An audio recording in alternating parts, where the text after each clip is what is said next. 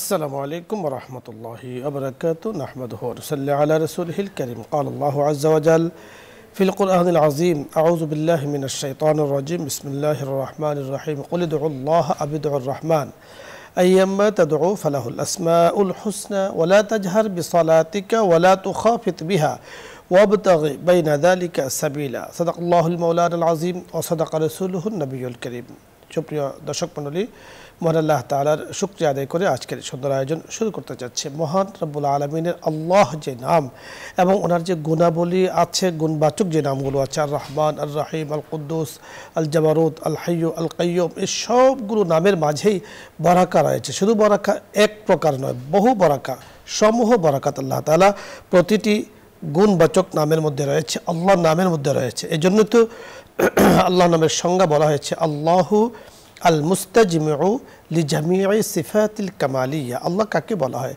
যিনি সকল উন্নত, সকল পরিপূর্ণ গুণের মালিক, তিনি হলেন আল্লাহ। সুবহানাল্লাহ। তাই আজকে আল্লাহর নাম ও গুণাবলীর বরাকত সমূহ নিয়ে কথা বলবেন বিশিষ্ট ইসলামী চিন্তাবিদ, মিডিয়া আলোচক, সুবক্তা শেখ মুফতি হারুন ইসলামাবাদী, খতিব, তেজগাঁও কলোনি বাজার কেন্দ্রীয় জামে মসজিদ। সাথে আছি আমি আমজাদ হোসেন হালালি।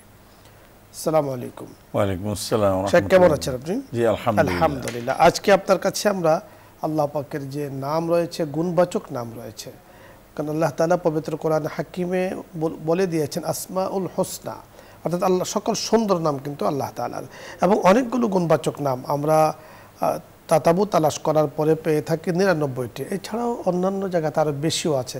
কোনো কোনো জায়গাতে আমরা পেয়েছি ৪,০০০ আল্লাহ পাকের নাম রয়েছে। সুবহানাল্লাহ। তো আপনার কাছে এই গুণবাচক নাম এবং আল্লাহ পাকের যে নাম, এই নামের যে বরাকত সমূহ আছে, আমরা এই বরকত সমূহ নিয়ে আজকে আপনার কাছে আলোচনা শুনব। আলহামদুলিল্লাহ, অত্যন্ত খুব সুন্দর এবং তাৎপর্যপূর্ণ একটি বিষয় নির্ধারণ করেছেন আজকে। এই জন্য রব্বি কারিম দরবারে শুকরিয়া আদায় করছি। তো এই বিষয়ে সর্বপ্রথম আল্লাহ সুবহানাহু ওয়া তাআলার নাম দুই প্রকার। একটা হলো আল্লাহ তাআলার জাতি নাম, আর একটা আল্লাহ তাআলার সিফাতি নাম। আল্লাহ তাআলার জাতি নাম হচ্ছে আল্লাহর মূল নাম আল্লাহ। ইতিপূর্বে আপনি যেটা বলছেন আল্লাহ আল মুস্তামি সিফাতিল কামাল। আরেকটু হচ্ছে আল্লাহ পাক সিফাতির নাম। আল্লাহ তাআলার সিফাতির নাম অগণিত, অসংখ্য। তবে কোনো কোনো বর্ণনা পাওয়া যায় ৯৯টি, আরেকটি যেটি অধিকও পাওয়া যায়। তো প্রথমেই আমরা কোরআনুল কারীমের আয়াত ৯ম পারা আল্লাহ তাআলা বলতেছেন বিসমিল্লাহির রহমানির রহিম ওয়ালিল্লাহি আলান নাস ওয়ালিল্লাহিল আসমাউল হুসনা ফাদউহু বিহা। এই আয়াতে কারিমের মধ্যে আল্লাহ সুবহানাহু ওয়া তাআলা বলতেছেন আল্লাহ তাআলার তো অনেক নাম আছে। হ্যাঁ, ওয়ালিল্লাহিল আসমাউল হুসনা।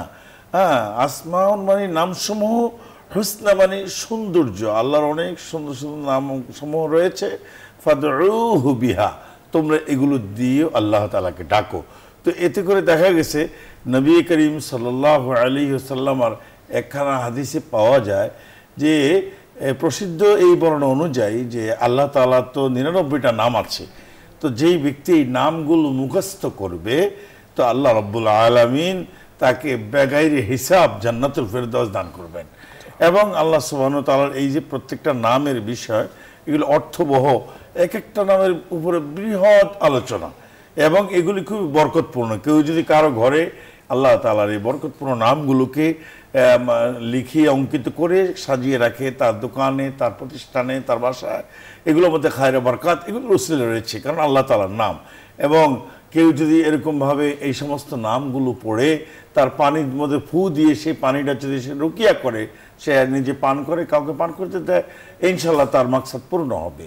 এই জন্য যেমন একসাথে আমরা কতগুলো কোরআনের মধ্যে, কোরআন আয়াতে সূরাতুল হাশরের মধ্যে আমরা একসাথে অনেকগুলো নাম আল্লাহ তাআলা পেয়ে, যে সেখানে হুয়াল্লাহুল্লাযী লা ইলাহা ইল্লাহু আলিমুল গায়বি ওয়াশ শাহাদা হুয়ার রহমানুর রহিম হুয়াল্লাহুল্লাযী লা ইলাহা ইল্লাহু আল মালিকুল কুদ্দুসুস সালামুল মুমিনুল মুহাইমিনুল আজিজুল জব্বারুল মুতাকাব্বির। এই যে কয়েকটা এখানে আল্লাহ তাআলা এখানে জমা করেছে। এছাড়া আল্লাহ তাআলার এই প্রত্যেকটি নামের কিন্তু অর্থ আছে, যে আল্লাহ তাআলার এই নামগুলোর অর্থ যদি আমরা ব্যাখ্যা করতে যাই তো দেখা যায় যে বিশাল আমাদের সময়ের প্রয়োজন। যেমন আল্লাহ তাআলা একটা নাম আল আল কুদ্দুস একটা নাম, যে কুদ্দুস মানে পাক পবিত্র। এই পৃথিবীতে যত পাকিজিগি রয়েছে সবার ঊর্ধ্বে আল্লাহ তাআলার পবিত্রতা আগে। আল কুদ্দুস এরকম ভাবে খালেক আল্লাহ তাআলা একটা নাম, যে এই জগতের সারা ওয়ার্ল্ডের সারা পৃথিবীর যত সৃষ্টি সকল সৃষ্টির মালিক তিনি, সেই থেকে আল খালেক বানানে ওয়ালা পয়দা করনে ওয়ালা সৃজনকর্তা আল্লাহ তাআলা। এরকম ভাবে আল আল আল মালিকুল, আল মালিকও একটা শব্দ আছে, যে শব্দ হলো এই পৃথিবীতে এক একজন বলে আমার মালিক, তোর মালিকটা কেমন আছে। এই যে মালিকানাটা সবার উপরে আল্লাহ তাআলার মালিকানা, সবার ঊর্ধ্বে সকলের মালিক, মালিকের মালিক তিনি মালিকুল মুলক, যেটা কোরআনুল কারীমে আল্লাহ তাআলা বলছেন কুলিল্লাহুম্মা মালিকাল মুলক তুতিল মুলকা মান তাশা, যে সকল রাজাদিরাজ, রাজার রাজা, মালিকের মালিক, শাহেনশাহ আল্লাহ তাআলা এলো আল মালিকুল কুদ্দুস। আপনি বড় চমৎকার বলছিলেন। দর্শক মণ্ডলী, ওয়ালিল্লাহিল আসমাউল হুসনা, অর্থাৎ সকল সুন্দর নাম আল্লাহ তাআলার। সেই সুন্দর নামগুলো কি আমরা ইতিমধ্যে আমাদের মুহতারামের কাছে কিছু কিছু শুনতে পেয়েছি, যা সূরাতুল ফাতিহার মধ্যে অনেকগুলো নাম কিন্তু রয়েছে। আর রহমান, আর রহিম, আল মালিক, সূরাতুল মালিক ইয়াউমিদ্দিন, সেখানে কিন্তু মালিক আল্লাহ তাআলা একটি নাম, আর রহমান আল্লাহ তাআলার একটি নাম, রাহিম আল্লাহ তাআলার একটি নাম। কোরআনে কারীমের মধ্যে সূরার নাম রয়েছে সূরাতুল মুলক, মালিক আল্লাহ তাআলার একটি নাম, আল মুমিন আল্লাহ তাআলা একটি নাম, আল মুহাইমিন আল্লাহ তাআলা একটি নাম। আমাদের মুহতারাম বলেছেন আল খালিক আল্লাহ তাআলা একটি নাম, আল বারি আল্লাহ তাআলা একটি নাম, আল মুসাব্বির। এইভাবে আল্লাহ পাকের সুন্দর সুন্দর সকল নামগুলো রয়েছে। আপনি যেই নামই আল্লাহ তাআলাকে ডাকুন, রহমানে ডাকুন, রাহিমে ডাকুন, আপনি সলাতে ডাকুন, সলাতের বাহিরে ডাকুন, আমি যেইভাবে রব্বে কারীমকে ডাকি সেখান থেকে কিন্তু আল্লাহ তাআলা আমাদের প্রশ্নের উত্তরে, আমাদের ডাকের উত্তরে আল্লাহ তাআলা বলেন রাব্বাইকা আবদি, হে বান্দা আমি উপস্থিত, তুমি কি চাও। এই জন্য আল্লাহ তাআলা অন্যান্য সূরাতে বলে দিয়েছেন ওয়া নাহনু আকরাবু ইলাইহি মিন হাবলিল ওয়ারিদ, বান্দা তুমি তোমার যত কাছে, তোমার শাহরক তোমার যত কাছে, ঠিক তার থেকেও বেশি কাছে আল্লাহ পাক। এই জন্য বান্দা আল্লাহকে ডাকতে দেরি, আল্লাহ পাকের রহমত পাইতে তার কখনো দেরি হয় না। এই জন্য ছোটোবেলায় আমরা শুনেছি বিভিন্ন গজলে বলতো যে ডাকার মতো ডাকলে খোদা কেমনে শোনে না। আল্লাহ তাআলাকে ডাকলে আল্লাহ তাআলা শোনেন, আপনি যেভাবে ডাকুন। কারণ প্রতিটি নামের মাঝে, প্রতিটি গুণবাচক নামের মাঝে রয়েছে বারাকাত, সমূহ বারাকাত। আপনি আমাদের বুজুর্গানে দিন বলেছেন যে আপনি কি চান, যে আমার প্রয়োজন এখন আমার শারীরিক উপকারিতা, শারীরিক সুস্থতা দরকার, তো আল্লাহ পাকের নামগুলো ৯৯টি নাম, যাকে অনেকে বলেছেন ইসমে আজম, এই ৯৯টি নাম পড়ে পানিতে দম করে সেটা সেবন করলে আল্লাহ পাক কিন্তু তার রোগ থেকে কঠিনতর রোগ আল্লাহ তাআলা ভালো করে দেন। শর্ত একটা, ইন কুনতুম মুমিনিন, ঈমান নিয়ে, ইখলাস নিয়ে, বিনয় নিয়ে, বিশ্বাস নিয়ে সেটা পড়তে হবে, সেবন করতে হবে। আল্লাহ রাব্বুল কারীম আমাদেরকে তৌফিক দান করুন। দর্শক মণ্ডলী, আলোচ্য বিষয় নিয়ে যদি আপনাদের কোনো প্রশ্ন থাকে অথবা কোনো মাসলা জানার প্রয়োজন হয়, আপনি প্রশ্ন করুন, আমরা ইনশাআল্লাহ চেষ্টা করব কথা বলার জন্য। প্রথমে যিনি আছেন, আসসালামু আলাইকুম ওয়া রাহমাতুল্লাহ। দর্শক নাম বলে পরিচয় দিয়ে প্রশ্ন করুন। ওয়া আলাইকুম সালাম ওয়া রাহমাতুল্লাহি ওয়া বারাকাতুহু। হুজুর, আমি সুনামগঞ্জ ধরমপাড়া থেকে ইনুল বলছিলাম। জি, প্রশ্ন করুন। হুজুর, প্রশ্ন হলো যে আমাদের সম্মানিত আলোচক আল্লাহ রাব্বুল আলামিনের নামের বরকতের কথা বললেন, যে বরকতে আপনার বলে দিলে আল্লাহ রাব্বুল আলামিনের এই নামের বরকতে অনেক কিছু উপহার সাজিয়েছেন। প্রশ্ন হলো, কেউ যদি এটাকে ওসব উদ্দেশ্যে ব্যবহার করতে চায়, হ্যাঁ, তখন কেউ এটা কাজ করবে কিনা? জি অনুজ ভাই, বড় সুন্দর প্রশ্ন করেছেন, বুঝতে পেরেছেন। আমি কিন্তু এই প্রশ্নের উত্তর কিন্তু আমি দিয়ে দিয়েছি। তারপরেও একটু সম্পূরক, যে আসলে যে কথাটা তিনি বলেছেন যে আল্লাহ তাআলার নাম দিয়ে যদি ভালো কিছু চান, যেগুলো আল্লাহ তারাজি রাসূলুল্লাহর আদর্শ মোতাবেক হবে, তবেই সেটি।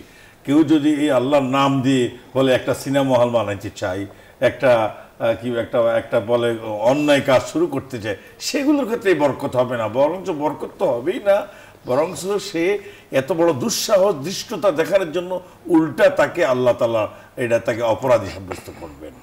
এই জন্য যেই কোনো জায়গায় ভালো জিনিস, যেমন নাউজুবিল্লাহ যদি কেউ বিসমিল্লাহ পড়ে মদ পান করে অথবা ইয়াবা পান করে, আফিম পান করে, তো তাহলে ওকে তো মানে ওয়াজিবুল কতল হয়ে যাবে। কেন? তুমি আল্লাহ তাআলার কালামকে নিয়ে এহতেরাম নষ্ট করেছো, আল্লাহ তাআলার কালামকে নিয়ে তুমি অজাগাতে আপনি চমৎকার বলেছেন। অর্থাৎ বিসমিল্লাহ পড়ে মদ সেবন করলে মদ মানে হালাল হয়ে যাবে না, হারামটা হারামই থাকবে। আপনি যেমনটি বলেছেন এনাজ ভাই, আপনাকে বুঝতে হবে যে আল্লাহ পাকের নাম বারাকাতি নাম, আল্লাহ পাকের এই পবিত্র নামকে পবিত্র জায়গাতে ব্যবহার করতে হবে। কেউ যদি অপবিত্র জায়গাতে ব্যবহার করে সে নিজেও অপবিত্র, এবং এই কারণে মোহতারাম বলেছেন তার কঠিন থেকে কঠিনতর শাস্তির যোগ্য কিন্তু সে হয়ে যাবে, যে আল্লাহ পাকের এই মহান নামকে, মহান সম্মানিত সত্তাকে সে অজায়গায় ব্যবহার করেছেন। এই জন্য অসৎ উদ্দেশ্যে আল্লাহ পাকের নামকে ব্যবহার করা কল্পনাই করা যায় না। এবং আল্লাহ রব্বিক কারীমের কাছে আমরা দোয়া করছি, আল্লাহ তাআলা রাসূল আকরাম সাল্লাল্লাহু আলাইহি ওয়াসাল্লামের মাধ্যমে আমাদেরকে শিখিয়ে দিয়েছেন কুল্লু আমরিন যিবালিন, যেই নাম যেই কাজ অর্থাৎ হালাল কাজ, জায়েজ কাজ, শুরুতে বিসমিল্লাহ না পড়া হয়, আল্লাহ পাকের প্রশংসা না করা হয়, সেটা বরকত শূন্য হয়ে যায়। আর যে ভালো কাজ, হালাল কাজ, বৈধ কাজ, শুরুতে আল্লাহ পাকের নাম নেওয়া হয়, তাহমিদ আল্লাহ পাকের প্রশংসা করা হয়, সেটা কিন্তু বরকতপূর্ণ হয়ে যায়। ধন্যবাদ। পরের দর্শক জি, আসসালামু আলাইকুম ওয়া রাহমাতুল্লাহ। আসসালামু আলাইকুম। ওয়া আলাইকুম আসসালাম। আমি মোহাম্মদ মাসুদ রানা। জি, আমি রাজশাহী কোর্ট বলতে বলছি। জি বলুন। হুজুর, জি বলুন। ওই আমরা তো সবার সময় নামাজ পড়ে আসলে, তো ওটা নামাজ কি পড়া যাবে? অনেকে বলে তো বেটা আসছে বলে। জি মাসউদ রানা সাহেব, ধন্যবাদ আপনাকে। আমরা আপনার কথাগুলো যতটুকু বুঝতে পেরেছি, সম্ভবত শবে বরাতের নামাজ নিয়ে আপনি জানতে চেয়েছেন। তো অনেকে বলেছে এটাকে আপনার কথা অনুযায়ী, আমাদের কথা নয়, আপনার কথা অনেকে বলেছে এটাকে বেদাত। মোহতারাম, আপনার কাছে আমরা শুনবো। একটি বিষয়টা হচ্ছে যে শবে বরাত, এরকম শবে কদর, আরও বিভিন্ন যে মৌসুমী জিনিসগুলো আছে, তো বিশেষ করে শবে বরাত সম্পর্কে আমাদের দেশে ইতিপূর্বে কিছু মানুষের চুলকানি হয়েছে। তো এটা উপশম আছে হাদিস কোরআনে। নফল ইবাদত, নফল নামাজ যেই কোনো সময় করা যায়, শুধু হারাম ওয়াক্ত ছাড়া। তো এই ক্ষেত্রে শবে বরাত এটা কোরআন হাদিস দ্বারা সাব্যস্ত, এটা আমাদের ওলামা ইকরাম কেবারে আকাবের আসলাফরা উল্লেখ করেছেন, আছে দলিলাদিল্লাহ। তো যদি শবে বরাতের জন্য নির্ধারিত কোনো নামাজের সংখ্যা, রাকাতের সংখ্যা নাই এবং এত রাকাত পড়তে হবে, এবং কিন্তু যদি কেউ নফল পড়ে, নফল হিসাবে বলে কোনো সমস্যা নাই। মোহতারাম, আপনাকে ধন্যবাদ। জি, আমাদের সম্মানিত দর্শক যিনি প্রশ্ন করেছেন, আপনি আপনার জানার জন্য, বোঝার জন্য বলছি। শবে বরাত আমাদের মোহতারাম বলেছেন এটা শরীয়ত সম্মত, অর্থাৎ আল্লাহ তাআলা বলেছেন ইন্না আনজালনাহু ফি লাইলাতিন মুবারাকা। তো লাইলাতুম মুবারাকা সূরাতুদ দুখানের শুরুতে আল্লাহ তাআলা আয়াত নাযিল করেছেন। লাইলাতুম মুবারাকা দ্বারা অধিকাংশ মুফাসসিরিন কেরাম লাইলাতুল কদর উদ্দেশ্য করেছেন, যেখানে রাত্র দ্বারা লাইলাতুল কদর উদ্দেশ্য। কিন্তু কিছু সংখ্যক মুফাসসিরিন কেরাম বলেছেন যেখানে লাইলাতুল কদর দ্বারা উদ্দেশ্য হলো লাইলাতুল বারাত, অর্থাৎ শবে বরাত। তাহলে শবে বরাত কোরআন দ্বারা প্রমাণিত। হাদিসের মধ্যে রাসূল আকরাম সাল্লাল্লাহু আলাইহি ওয়াসাল্লাম বলেছেন ইযা কানা মিন নিসফি শাবান ফাকুমু লাইলাহা ওয়াসুমু নাহারাহা। শাবানের যখন অর্ধ মাস শেষ হয়, অর্থাৎ 14 তারিখ দিবাগত রাত আসে, তখন তোমরা রাত্রিতে নামাজ পড়ো, দিবসে তোমরা রোজা রাখো। তাহলে হাদিস দ্বারা প্রমাণিত। আপনাকে মনে রাখতে হবে যে নওয়াফিলের ক্ষেত্রে কোনো হাদিস যদি কোনো কারণে সনদের দিক থেকে অথবা মতনের দিক থেকে কোনো জায়গাতে সামান্যতম একটু সমস্যাও থাকে, তাহলে কোনো সমস্যা নেই। আমলের ক্ষেত্রে কোনো সমস্যা নেই। মোহতারাম বলেছেন যেহেতু রাত্রটি আবাদতের, এই নফল ইবাদত করছে, কেউ ফরজ ইবাদত করছে না, আমাদের জানা মতে সকলেই নফল মনে করছে। নফল ইবাদত যে কোনো সব করা যায়, শবে বরাতও করা যায়। সুতরাং মানুষকে বেদাতের নামে, যে এই রাত্রিতে ইবাদত করলে বেদাত হবে, এই নামে মানুষদেরকে ইবাদত থেকে সরানো, আমরা বলবো কে বা কাহারা বলছে সেটা আমরা জানছি না, বুঝতে পারছি না। যারা বলছে তারা বুঝে বলছে বলে আমাদের মনে হয়। একজন মানুষ ইবাদত করছে, তাকে নফল ইবাদত করছে, এবং এই হাদিসটির কথা যেটা আমরা বললাম, এই হাদিসটি হাসান দরজার একটি হাদিস, অর্থাৎ হাদিসে বিভিন্ন স্তরবিন্যাস আছে সেখানে, তাহলে এখানে তো বেদাতের কোনো সুযোগই নেই। ধন্যবাদ। প্রসিদ্ধ রাবী আলী মুর্তজা। পরে দর্শক জি, আসসালামু আলাইকুম ওয়া রাহমাতুল্লাহ। আসসালামু আলাইকুম ওয়া রাহমাতুল্লাহ। ওয়া আলাইকুম আসসালাম। হুজুর, আমার দুইটা প্রশ্ন। বলুন। হুজুর, আমার দুইটা প্রশ্ন। দুইটা প্রশ্ন আপনার, বলুন। একটা প্রশ্ন, প্রথম প্রশ্ন হলো প্রথম প্রশ্ন হলো, যেমন ফজরের নামাজের সময় আমি মসজিদে জি বলুন। মসজিদে যেমন যাইতে পারি না, যেমন আগে তো সুন্নত নামাজ পড়তে হয়, এরপরে তারপরে এখন বাসায় কি সুন্নত মনে করেন আগে তো পড়তে হয়, আমি মসজিদে চলে গেছি লাস্টের শেষ রেখাতে, ফরজের শেষ হওয়ার। আচ্ছা ধন্যবাদ, আমরা বুঝতে পেরেছি। আপনার দ্বিতীয় প্রশ্ন বলুন, দ্বিতীয় প্রশ্ন বলুন, আমরা বুঝতে পেরেছি। দ্বিতীয় আরেকটি প্রশ্ন আছে, সম্ভবত কানেকশন বিচ্ছিন্ন। দ্বিতীয় প্রশ্ন হলো, আয়জান হয়ে গেছে, এখন আমি জামাতে নামাজ পড়তে পারতেছি না, আমি কি বাসায় বসে নামাজ পড়তে পারবো? জি ধন্যবাদ। দুটো প্রশ্ন। প্রথম যে প্রশ্নটি করেছেন, অর্থাৎ ফজরের নামাজে উনি মসজিদে গিয়েছেন, বাসায় পড়েননি সুন্নত, মসজিদে গিয়ে দেখেছেন ইমাম সাহেব নামাজে দাঁড়িয়ে গিয়েছে, এক রাকাত শেষ হয়ে গিয়েছে, দ্বিতীয় রাকাতে আছে, তখন কি উনি সুন্নত পড়বেন নাকি জামাতে শরীক হবেন? এই ক্ষেত্রে ওই ব্যক্তির নিজের বিবেকের কাছে প্রশ্ন। যদি উনি ফজরের সুন্নত যেহেতু অনেক গুরুত্ব, তাই বলে তিনি ছোট্ট ছোট সূরা দিয়ে খুব দ্রুত ফজর সুন্নতটা আদায় করে তিনি চিন্তা করবেন, আগে চিন্তা করবেন যদি আমি দ্রুত সুন্নতটাকে পড়ে ইমাম সাহেবকে কমপক্ষে শেষ বৈঠকে পাবো, বসে আমি আত্মাহিয়াত পড়তে পারবো, তথাপিও ফুকায়ে কেরাম বলছেন তুমি সুন্নত ছাড়বে না, সুন্নতটা পড়েই তুমি যাও। অর্থাৎ এক কথায় আপনি যখন বুঝবেন যে সুন্নত পড়েও আপনি জামাতে শরীক হতে পারবেন, আপনি চিন্তা করে যখন এই কথাটা বুঝবেন তখন সুন্নত পড়ে জামাতে শরীক হবেন। আর যখন আপনি বুঝবেন যে না, আমি যদি সুন্নতে দাঁড়িয়ে যাই অথবা সুন্নত পড়তে শুরু করি তাহলে জামাতটা আমি হারিয়ে ফেলবো, জামাতটা ফৌত হয়ে যাবে, সেক্ষেত্রে আপনি জামাতে শরীক হবেন। সূর্য ওঠার পরে 22-23 মিনিট পরে গিয়ে আপনি ফজরের সুন্নতটা পড়ে নেবেন। আরেকটি প্রশ্ন করেছেন যে আজান হয়ে গিয়েছে, এখন জামাতে যে কোনো কারণে যেতে পারছেন না, প্রয়োজন, তাহলে প্রয়োজনের কারণে উনি ইচ্ছা করলে তো ঘরে নামাজটাকে পড়ে নিতে পারে, এত কোনো সমস্যা নেই। ধন্যবাদ। পরে দর্শক জি, আসসালামু আলাইকুম রাহমাতুল্লাহ। ওয়ালাইকুম আসসালাম ওয়া রাহমাতুল্লাহ। জি প্রশ্ন। আমি আপনার নিয়মিত দর্শক। জি আলহামদুলিল্লাহ, আমি লান পেয়েছি অনেক দিন পর। জাযাকাল্লাহ। হুজুর, আমার প্রশ্ন হচ্ছে কি, আমরা তো জানতে অনেক গুনাহ করে ফেলেছি, তো এখন ওগুলো তো মনে করেন সম্মানী এই ফেরেশতাগুলো লিখে ফেলেছে, তো এখন আমরা যে তওবা করতেছি, আস্তাগফিরুল্লাহ করতেছি, তো এগুলা গুনাহগুলো কি হবে হুজুর? কাল কিয়ামতের ময়দানে কি আল্লাহ আমাদের সে গুনাহ কি দেখাবেন কিনা বা উঠাবেন কিনা? ধন্যবাদ, আমরা বুঝতে পেরেছি। যে ওয়ালাইকুম আসসালাম, যে লেখাগুলো লেখা হয়ে গিয়েছে, অত্যন্ত সুন্দর একটা প্রশ্ন, সকলের জন্য প্রয়োজন। তো সেই ক্ষেত্রে আল্লাহ রাব্বুল আলামিন এত দয়ার আধার, তিনি বলছেন যে তোমরা যদি আমার কাছে খাঁটি তওবা করো তাহলে আমি তোমার এই যে লিখিত পাপ যেগুলো করে ফেলেছো ওগুলো তোমার স্মৃতি থেকে, তোমার দফতর থেকে এগুলো মুছে ফেলা হবে। কোরআন আয়াতের দলিল আল্লাহ তাআলা বলছেন সূরা তাহরীমের মধ্যে, বিসমিল্লাহির রহমানির রহিম, ইয়া আইয়ুহাল্লাযীনা আমানু তুবু ইলাল্লাহি তাওবাতান নাসুহান আসা রাব্বুকুম আন ইউকাফিরা আনকুম সাইয়্যাতিকুম। এই যে আন ইউকাফিরা আনকুম সাইয়্যাতিকুম মানে হলো তোমার যত পাপ রাশি আছে ওগুলোকে আমি মুছে ফেলবো। আল্লাহু আকবার। আন ইউকাফিরা সাইয়্যাতিকুম ওয়া ইউদখিলাকুম জান্নাতিন তাজরি মিন তাহতিহাল আনহার। এবং এই নেক আমলের বিনিময়ে মাঝে মাঝে আমাদের দেশে কিছু উল্টাপাল্টা বক্তা বাইরেছে যে জান্নাত দেখে না, তো এই যে নামাজের একটা মানুষ গুনাহ থেকে মুক্ত হলে তাকে জান্নাত দেবে, স্পষ্ট আয়াতের প্রমাণ। চমৎকার আপনি বলছেন, অর্থাৎ ইয়ামহুল্লাহুল খাতায়া, আল্লাহ তাআলা ইয়ামহুল মানে মিটিয়ে দেয়া।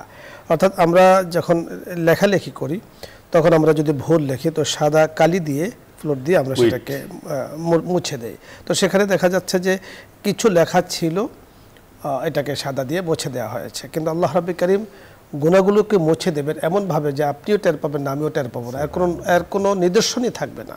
আল্লাহ পাক আমাদেরকে মাফ করবেন। তবে গুনাহ মাফের ছোট্ট গুনাহগুলো আছে, সেগুলো নেকির কাজের দ্বারা, দান সদকা দ্বারা মাফ হয়ে যায়। আর বড় যে গুনাহগুলো আছে অর্থাৎ কবিরা গুনাহ, সেগুলো তওবার দ্বারা মাফ হয়। আপনি যেমনটি বলেছেন যে আমরা তো তওবা করছি, শুধু আস্তাগফিরুল্লাহ পড়ার নাম শুধু তওবা নয়, বরং ইয়াকিন ও বিশ্বাসের সাথে তওবা করা, যে গুনাহটা হয়েছে এই গুনাহটা আর যাতে না হয় এবং এই গুনার কারণে লজ্জিত হওয়া, শর্মিন্দা হওয়া, আল্লাহ তাআলার কাছে একেবারে কায় বড় বাক্যে কান্নাকাটি করে তওবা করা, এর নাম কিন্তু তওবা।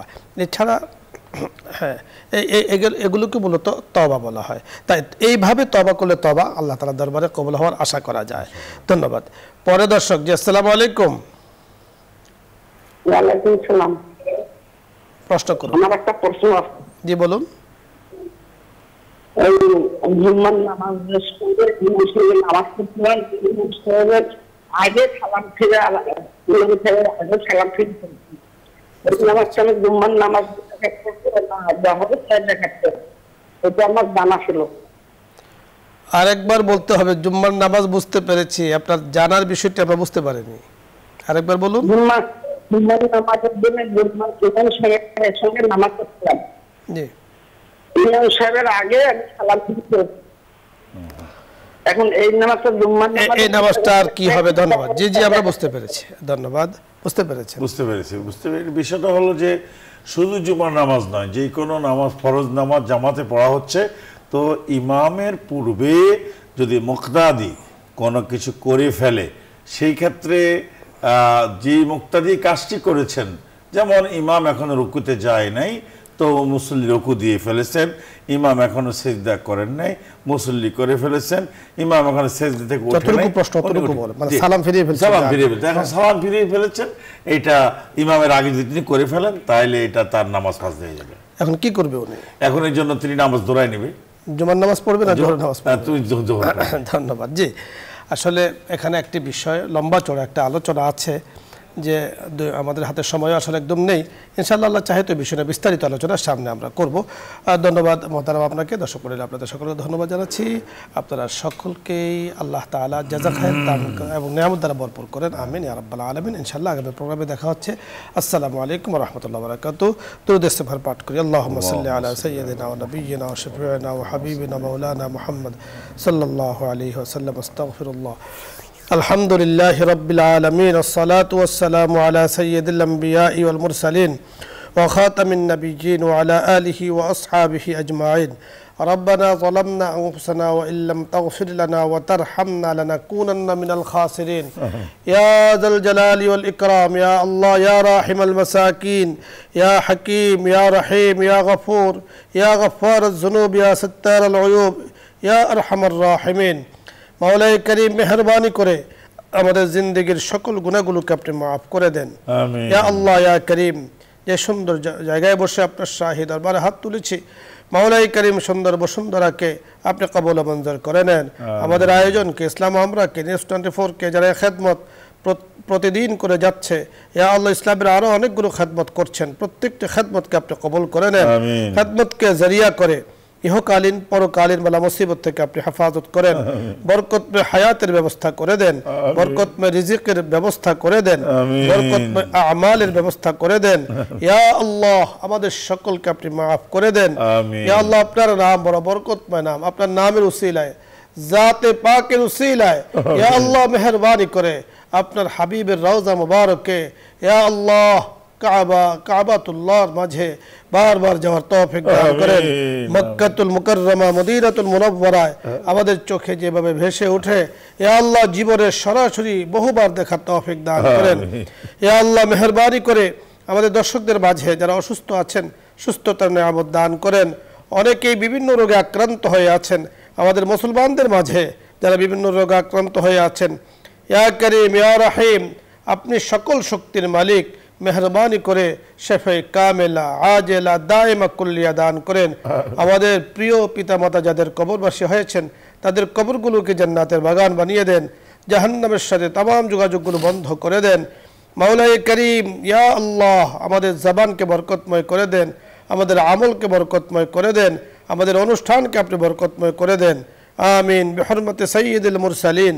আলহামদুলিল্লাহি রাব্বিল আলামিন।